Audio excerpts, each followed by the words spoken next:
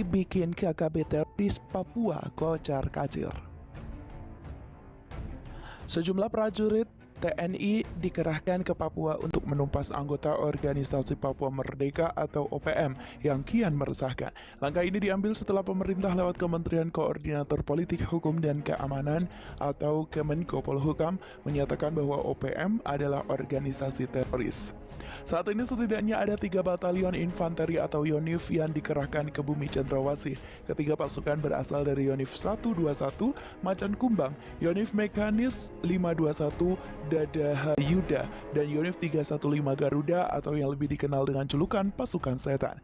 Tak bisa dipungkiri, untuk menumpas kelompok OPM jelas bukan perkara mudah. Pasalnya, para anggota OPM unggul dalam hal penguat. Dengan taktik kuno ala suku pedalaman, anggota Satuan Elit Komando Pasukan Khusus atau Kopassus TNI justru berhasil melibas anggota teroris organisasi Papua Merdeka atau OPM. Sejarah kehebatan TNI tersebut diinisiasi oleh Menteri Pertahanan Prabowo Subianto saat berpangkat Mayor Jenderal. Pasalnya, saat menjadi pimpinan Korps Baret Merah tersebut, Prabowo Subianto pernah mencatat prestasi saat menyelamatkan 11 orang peneliti yang tergabung dalam ekspedisi Lawrence 95. Saat itu para peneliti sempat dijadikan sandera oleh anggota OPM selama 130 hari di Rimba, Papua. Merespons hal itu, sebuah unit khusus dibuat atas prakarsa Prabowo saat masih berpangkat Mayor TNI dan menjabat sebagai Komandan Pusat Pendidikan Latihan Pasukan Khusus atau Danpusdikpassus sekitar 1993 hingga 1994. Para anggota Kopassus yang masuk dari unit khusus sandi jejak bentukan Prabowo memiliki kemampuan lengkap dalam menghadapi pertempuran. Pasukan ini bisa diterjunkan di medan apapun, seperti hutan, gunung, atau laut sekalipun. Anggota unit khusus sandi jejak sangat menguasai teknis fast trooping atau pasukan gerak cepat, fast rappelling, dan stebo dari helikopter.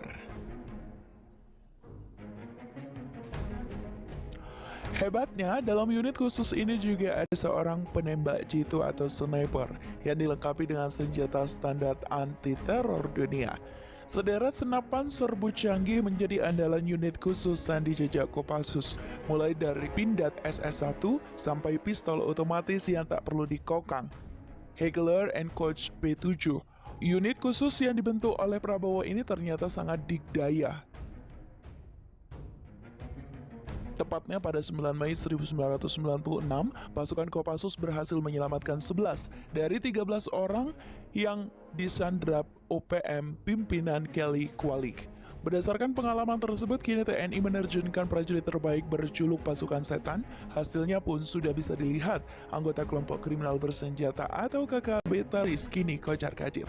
Bahkan Gubernur Negara Republik Federal Papua Barat atau NRFPB Alex Hamberi, yang juga salah satu pimpinan OPM, akhirnya juga ketakutan dan menyerahkan diri. Alex Hamberi bersama 17 anggotanya mendatangi Satgas Nemangkawi untuk kembali setia kepada NKRI. Penyerahan diri pentolan organisasi Papua Merdeka atau OPM itu diungkapkan ke Satgas Nemangkawi Kombes Iqbal Al-Kudusi, Jumat 7 Mei. Kombes Iqbal menjelaskan penyerahan diri pimpinan OPM dan anak buahnya dilakukan di Kampung Sima, Distrik Your Nabire pada Selasa 4 Mei malam. Dalam pernyataannya, Alex mengatakan selama ini dia jelasnya. Papua, kejahatan kelompok teroris organisasi Papua Merdeka atau OPM dinilai sudah dikenal sejak lama, mulai dari membunuh guru, membantai warga, hingga membakar sekolah tempat anak-anak Papua belajar merajut masa depan sudah lama menjadi berita. Ibarat sebuah keluarga, para pimpinan teroris Papua itu tak lebih dari jenis orang yang tega menipu anggota keluarga sendiri, kata Ketua Aliansi Mahasiswa dan Milenial Indonesia atau AMMI, Nur Hasanah, Jumat 7 Mei 2021. Nur Hasanah menunjuk kisah Tenius Tebuni, seorang ex-anggota teroris OPM yang bertahun-tahun mengikuti kelompok teror itu, melakukan pertualangan kriminalnya meneror warga Papua. Untungnya, kata Nur Hasanah, Tenius Tebuni yang menjadi anggota kelompok teroris OPM dari kelompok teroris Rembo Lokbere, pimpinan teroris Egyanus Kogoya itu, akhirnya sadar. Tebuni kini kembali ke pangkuan NKRI dan menyatakan tobat. Dia bilang, selama bertahun-tahun menyaksikan kekejaman kelompoknya, hatinya menjerit, tiap kali menyaksikan penyiksaan dan kekejian yang dilakukan kelompoknya terhadap warga. Bukan hanya warga Papua yang berasal dari pendatang, tapi juga warga asli, kata dia. Menurutnya, orang-orang asli Papua yang direkrut kelompok teroris OPM seperti Tenius Tebuni bukan jenis orang yang punya kehendak macam-macam. Mereka orang-orang sederhana yang urusannya pun tak lebih dari hal-hal primer semata. Tenius bilang mereka direkrut teroris OPM dengan janji cukup makan, rokok, dan lakukan hanya menggapai fata morgana sembari terus menumpuk dosa. Sejatinya memang kian banyak anggota teroris OPM yang sadar dan kembali ke pangkuan Ibu Pertiwi.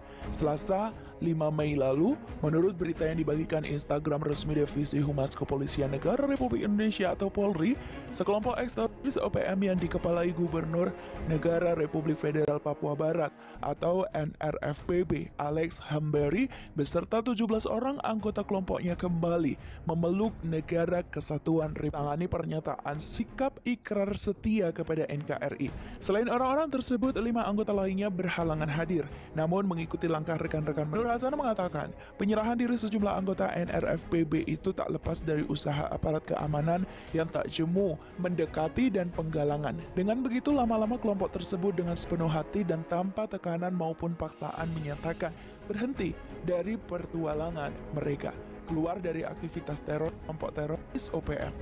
Jadi wajar bila AMI menyatakan penghargaan dan rasa hormat untuk semua kiprah kebaikan yang terus berkesinambungan dilakukan aparat TNI Polri di Papua. Mereka itu orang-orang khusus dengan hati tulus karena mampu bertahan untuk memberi kebaikan sekalipun di dalam negeri kurang diapresiasi, pungkasnya.